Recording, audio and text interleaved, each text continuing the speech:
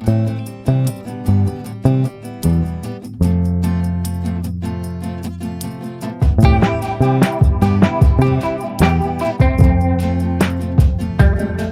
everyone, this is Dr. Yonit Arthur. I'm an audiologist and strength coach, and I specialize in vestibular disorders. Welcome to my channel, The Steady Coach, where we talk about all things related to vertigo, dizziness, balance problems, health, and wellness. Today we're going to be talking about how to know if you have neural circuit dizziness, which may also in some cases be accompanied by a diagnosis of PPPD, MDDS, or other types of chronic dizziness. So in this video, I'm going to help you create a pile of evidence for yourself that you can then use to determine if your dizziness is from a neural circuit. Now, before I continue, of course, on this channel, we've talked about neural circuit dizziness a lot, and I will link to a video below where I go into detail on this. But in short, neural circuit dizziness is dizziness that is resulting from a pathway or pattern in the brain rather than from tissue damage or from an identifiable medical problem. In general, this type of dizziness occurs when the brain is stuck in a danger or high alert state, which some of you may know as a fight or flight response. When the brain is stuck in this state, it is more likely to misinterpret information coming in from the outside, from the senses, and make poor or incorrect predictions about what's actually happening around you.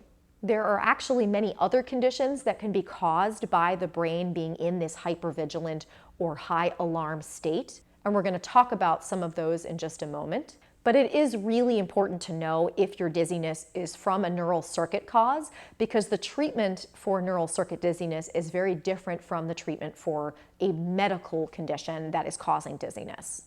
So here are the main clues that you can add to your pile of evidence suggesting that you are suffering from neural circuit dizziness. The very first one is that medical testing such as blood tests, lab work, and other testing has not been able to determine the cause of your dizziness or found any condition that would lead to the symptoms you're experiencing.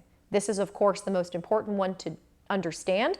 So if you are suffering from dizziness and you haven't had a full medical workup yet, that should absolutely be your first stop. But here are some other indications that we're working with, again, neural circuit dizziness, such as PPPD or MDDS. It's been 3 months or longer since your symptoms came on, and this is because we can usually expect tissue damage to heal within that time frame. Your symptoms come and go throughout the day or vary significantly from day to day. Your symptoms may be triggered inconsistently by movements, positions, or triggers. I've had some patients tell me that they have no symptoms in one place, but then tons of symptoms in another place in ways that don't make sense. This is also true for non-positional movement and activity triggers, like changes in the lighting or changes in the temperature or changes in the weather. Those are also good indications that we're dealing with neural circuit dizziness, because the only thing that can lead to those kinds of changes is the brain. Other examples my patients have reported to me are things like they don't have symptoms when they're working, but then they come home and all their symptoms come on. Or conversely, they don't encounter symptoms when they're home, but when they're working, they have immediate symptoms.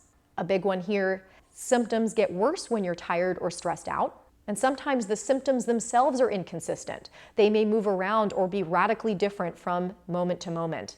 I've had patients report that along with their dizziness, they also have head pain, chest pain, stomach pain, even musculoskeletal pain like leg pain or shoulder pain, and that these things happen inconsistently. Those are very good indications that, again, we are looking at neural circuit dizziness. The symptoms themselves may feel different. You may sometimes have dizziness, you may sometimes have rocking, you may sometimes have pressure, you may sometimes have spinning. If they change and they're inconsistent, again, a good sign we're working with something being produced by the brain's predictions. Sometimes people even say the symptoms have taken on a life of their own and they've changed over time. Here's the biggest test, and you can do this experiment on yourself to add to your pile of evidence here. Do you get dizzy just thinking about something triggering or stressful? Take a moment to think about a stressful event you were involved in recently. Do your symptoms immediately become amplified? Do they immediately change or shift or move around? Very good indication. In fact, one of the best indications we have that we're working with neural circuit dizziness.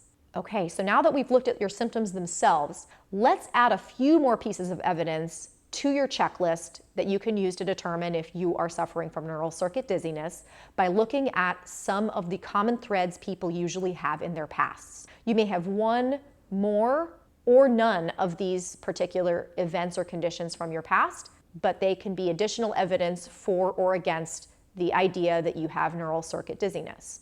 Many people with chronic dizziness have a history of anxiety. Many people also have a history of trauma or adverse childhood events. Many people with chronic dizziness also have a history of chronic or prolonged pain, like back pain, shoulder pain, knee pain, hip pain, foot pain, plantar fasciitis, tendinitis, overuse injuries, and carpal tunnel syndrome. Again, none of these mean that your dizziness is necessarily neural circuit dizziness, but they sure do add to the evidence pile that it could be. Many people with chronic dizziness also have a past history of unexplained digestive problems like heartburn, irritable bowel syndrome, and colitis without a known medical cause. Many of my patients with chronic dizziness also have a history of migraines or headaches. And finally, most, if not all, of my patients with chronic dizziness have recently endured a period of extreme stress. Now, finally, let's take a look at you and the traits that might make you more prone to developing neural circuit dizziness. I've touched on this in other videos, but we're going to dive in and go through the whole list of personality traits that are common between people who have conditions like chronic dizziness. This has been studied for patients who are experiencing chronic pain, which is another type of neural circuit condition.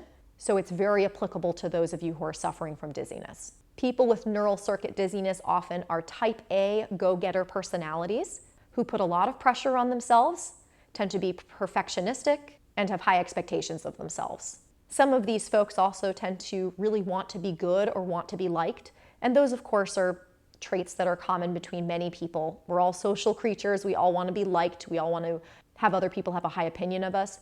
But people who tend to develop neural circuit dizziness or other conditions that are related to neural circuits tend to be particularly sensitive to other people not liking them or disapproving of them. They really want to please people. People with chronic dizziness are also often very conscientious people, which means that they also tend to be more likely to feel guilt. People who are conscientious and are worried about what other people think may harbor guilt and resentment against other people without even realizing it, and that can lead to a buildup of stress that triggers that danger and alarm signal in the brain. People with chronic dizziness are often overly responsible and take on more than they should, sometimes have trouble setting boundaries. They may also always put other people ahead of themselves and have trouble taking care of themselves, which again puts pressure on the nervous system, because without being able to acknowledge your own needs and set boundaries and know when something's become too much for you, you can easily exceed your threshold and put yourself into that alarm and danger mode all the time. So all of the things that we just talked about are pieces of evidence that you can put in the column under neural circuit dizziness. None of these things necessarily on their own especially mean that you have neural circuit dizziness. And the best way to answer the question of whether it's neural circuit dizziness or not is to have a full medical workup and make sure that nothing's wrong. But once you've had that done, if you just went through this list and checked a whole bunch of items, that is really good evidence that what we're working with is neural circuit dizziness, PPPD, MDDS, CSD, and all the other diagnoses that go along with neural circuit dizziness. And a word here on vestibular migraines and Meniere's disease. Not to say that there aren't some people who truly have a medical cause for their migraines or Meniere's disease, but very frequently those are at least partly due to a neural circuit problem. In other words, in the absence of abnormal test results indicating that there truly is a tissue damage problem, people with Meniere's-like or migraine-like symptoms are often suffering from physiologic problems that are being caused by the brain being in this hyper-alert state and misinterpreting information about the senses. Again, not to say that if you have a Meniere's or migraine diagnosis that you have neural circuit dizziness, but it is almost certainly a contributor in some way, especially if you have symptoms between attacks. And for some people, it's actually the major contributor to the attacks and to the symptoms altogether. I hope this video was helpful for you guys and it helped you build a good pile of evidence telling you whether or not you might have dizziness from a neural circuit cause. Check out some of my other videos to learn more about how to address this if you do indeed think you have neural circuit dizziness, or if you have a diagnosis of PPPD or MDDS or CSD already. Thank you guys so much for tuning in. Drop any comments or questions below, and if you enjoyed this video, please like, subscribe, and share. I will talk to you guys soon. Take care.